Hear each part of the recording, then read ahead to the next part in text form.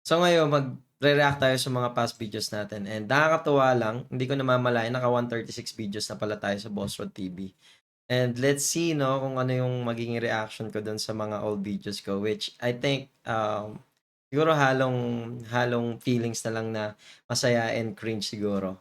Walang lungkot kasi I'm very proud na na-attain ko 'tong level na 'to and then here I am now, let's go guys! Boss. Ako nga pala si Boss, ang inyong magiging programming tutor for For today. today! So today, in this video, ano bang pag-uusapan Usapan natin natin ngayong araw. Yes, sir! Siyempre, madali lang ang sagot. Tumingin sa baba at basahin ang title ng video ito. At kung nabasa nyo na,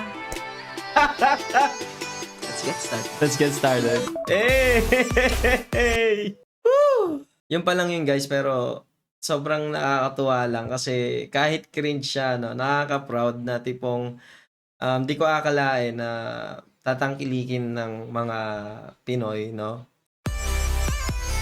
Eh.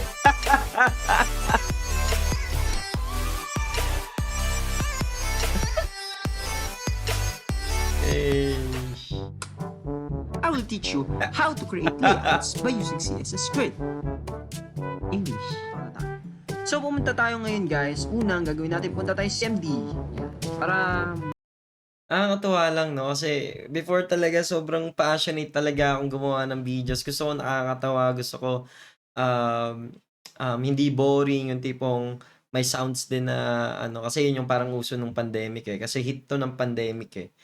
Nakakatuwa kasi alam mo yun, hindi ko akalain na ma-appreciate nila yung mga ginawa ko before and sobrang-sobrang thankful and actually, nakakataba ng puso pagka may mga lumalapit sa akin or may mga nagko-comments or may message sa akin na tipong sabihin nila, "Boss Rod, thank you sa videos mo, natutunan ko 'to, natutunan ko 'tong blank na 'to, natutunan ko 'tong blank na 'to dahil sa videos mo." Nakakatuwa kasi parang yung effort na binigay ko nung araw na gawin ko yung video na 'to, yung mga oras na nasayang ko or yung mga oras na ginugol ko para gawin yung video, editing, kasi sobrang tagal gumawa ng video talaga.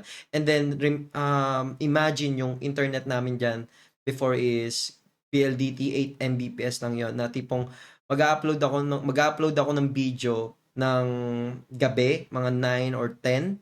Matatapos na yan 8 ng umaga. Iiwan ko lang yung laptop naka-charge.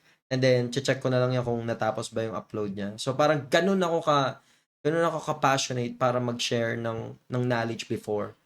And ngayon kasi parang bawasan na siya ng konti na tipong wala na talaga akong time para mag-edit-edit. Ngayon parang yun nga, na-lessen na siya. And I'm trying to go back sa being content creator and let's see what will happen in the next video, I guess. So, thank you.